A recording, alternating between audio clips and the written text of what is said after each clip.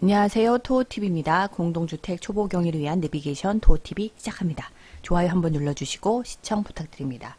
이번에는 22년도 바뀐 내용들 중에 신구 조문 대비 중에 공동주택관리법에 대해서 말씀드릴게요.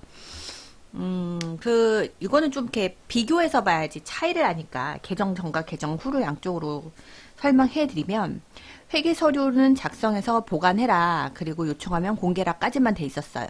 그런데 국토교통부 장관은 그 1항에 따라 회계 서류에 필요한 사항을 정하여 고시할 수 있다라고 했으니 이거는 필요한 서류는 이렇게 몇 가지 있다고 나열했겠죠. 그러니까 그것들은 꼭 있어야 된다는 거예요. 요거는 자세한 사항은 여러분은 좀 찾아보셔야 될 것 같고요.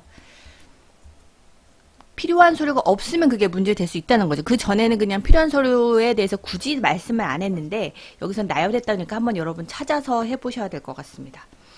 그리고 그 41조 위원회 제척 등 하자분쟁조정위원회 위원이 다음 각호의 어느 하나에 해당하는 경우에는 사건의 조정 등에서 제척된다 라고 했어요. 근데 이거는 같아요. 같은데 1에서 5호를 생략하고 요거는 생략이라는 것은 여기는 굳이 나열을 안 하고 기존에 했던 거 그대로 간다는 얘기예요. 가고 현행과 같고 대신 6이라고 좀 더 디테일하게 들어간 게 하자분쟁조정위원회는 이거 제가 뉴스를 봤을 때 재개발 관련해서 재개발 그 대표 하셨다가 아파트 입주자에 입주하신 다음에 분쟁조정위원회 위원이 되는 경우도 덜어 있는 것 같아요. 그러면 그게 문제가 뭐냐면 이분은 재개발했으니까 건설업자를 선정하고 그 건설업자하고 좀 더 이해관계가 더 깊다고 볼 수 있겠죠. 근데 그분이 그 하자분쟁조정위원회를 한다? 그러면 그거는 하자가 제대로 이루어지지 않을 가능성이 매우 높죠. 뭐 그런 사건들이 있었어요. 그래서 요건 읽어드릴게요. 위원이 최근 3년 이내에 해당 사건의 당사자인 법인 또는 단체 임원 또는 직원으로 재직하거나 재직하였던 경우.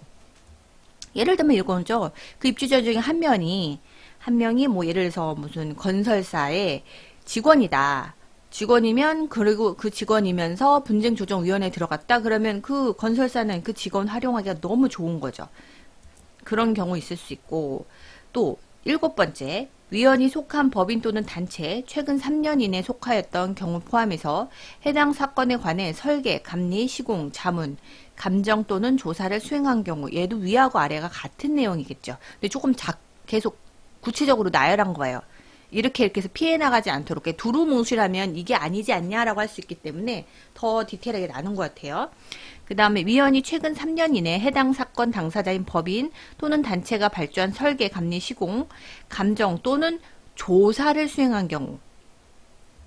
그리고 두 번째하고 네 번째는 현황과 같으니까 얘는 생략한 것 같아요. 내용이 너무 길어서. 그리고 5번째 하자분쟁조정위원회는 사망에 따른 기피 신청을 받으면 위에 같은 저런 분들이 있어서 그런 분들 기피 신청을 만약에 받았으면 그 신청에 대한 결정을 할 때까지 조정 등의 절차를 중지하여야 하고 그 하자 분쟁 조정 같은 거 있잖아요. 그럼 그 사람이 있다. 그럼 걔를 기피하라고 이제 그거에 대한 내용을 받았다. 그러면 이제 절차를 이제 중지하고 기피 신청에 대한 결정을 한 경우 지체 없이 당신은 이래서 안 된다라고 통지를 하여야 됩니다. 뭐 자세한 거는 그 해당 법 조문을 더 들어가서 이거 어디서 보냐면 주택관리사 협회 보면 요거 관련 자료가 있어요. 그거를 한부 그냥 쫙 뽑아서 보시는 게 좋을 것 같습니다.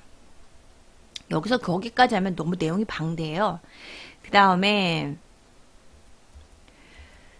조정 등의 신청의 통지, 그러니까 하자분쟁조정위원회 조정 등의 기일의 통지, 당사자, 참고인, 감정인 및 이해관계자 출석, 선정 대표자, 조정 등의 이행 결과 등록에 필요한 사항은 대통령을 정한다 라고 했잖아요. 이게 하자분쟁 조정 관련해서 이 당사자에 대한 걸 조금 더 들어가면 기피 신청 절차 등에 필요한 사항까지 그 당사자, 그러니까 기피 신청 절차 등에 필요한 사항까지 요게 분쟁 조정의 조정에 대한 내용이 다 여기에 같이 이행하도록 한 겁니다. 왜냐하면 그 만약에 기피를 해야 되니까 이거 조금만 더 들어가면 기피 신청 절차에 필요한 이 기피를 해야 되는 사람이 있을 수 있잖아요. 하자 분쟁 조정의 회의 날. 그러면 그 기일 날에 이제 다른 업무들, 참고인 감정 및 이해관계자 출석, 선정 대표자 조정들 이해 결과 등록에 관련 사항들을 갖고 이제 얘기를 할 텐데, 거기에 얘도 들어간다라는 얘기에 그냥 이해를 하면 기피 신청 절차 등에 필요한 사항도 이날 같이 얘기를 한다 라고 보시면 되겠죠. 그 다음에 관리사무소장 업무에 대한 부당 간섭 및 배제. 이게 뉴스에 좀 많이 나왔기 때문에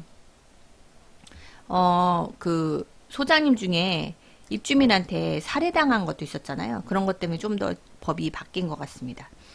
요거는 조금 더 읽어볼게요. 요건 좌우는 똑같아요. 그죠? 입주자 대표회의 구성원을 포함해서 업무 부당간섭 하지 말라고 했는데, 여기서 보면 여기서부터 달라져. 입주자 대표회의만 했는데 입주자 등으로도 바뀌었어요.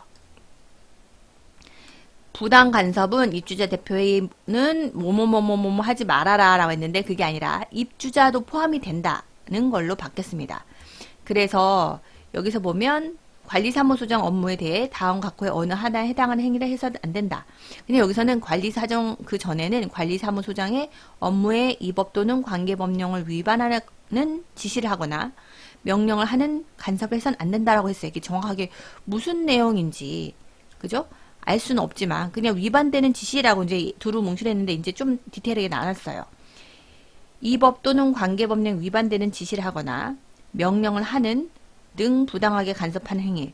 명령하는 걸로만 끝나는 게 아니라 폭행, 협박 등 위력을 사용해서 정당한 업무를 방해하거나,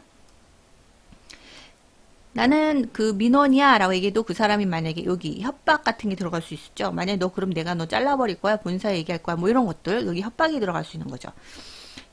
그 다음에 관리사무소장은 입주자 대표 회의 또는 입주자 등에게, 여기서는 입주자 대표 회의가 라고만 했는데 이제는 바뀌었어요. 입주자 대표 회의 또는 입주자까지. 그 위에 있는 내용을 위반할 경우 입주자 대표 회의 또는 그 입주자에게 그 위반 사실을 설명하고 행위를 중단하라. 당신은 이건 부당짓이다. 이거는 명령을 거부한다 라고 얘기를 그 사람한테 할 수 있는 거죠.